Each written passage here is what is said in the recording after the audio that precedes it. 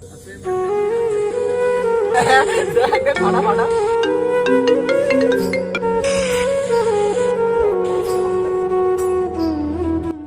ভাই এখনকার দিনে কাকে বেশি ইগনোর করা হয়? কাকে ভাই?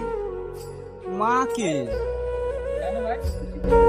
যেমন দেখ ভাই, মায়ের ফোন আসলো, ফোনটা তুললো, হ্যাঁ হ্যালো, মা বললো বাবু খেয়েছিস?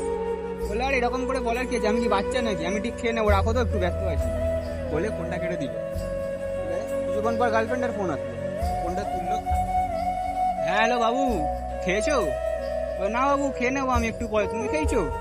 বলবে না না আমি তো খাইনি, তুমি খেলেই আমি খেয়ে নেবো। হয়ে গেল, ফোনটা রেখে দিল ভাই। তুই ভাব তাহলে ভাই, একজন তাহলে কত তাড়াতাড়ি চেঞ্জ হয়ে যেতে পারে।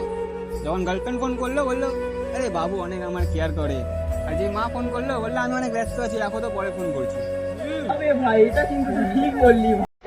মাথার কোনো ব্যাপার না ভাই। ভাই একদিন এমনি হলো, তুই মার একটাই শুনতে পেলি না, তখন কাউকে মা বলে ডাকতেই পারলো না, এই জন্য তখন কাউকে অবহেলাটা করতে নেই। ঠিক বললাম তো? হ্যাঁ ভাই,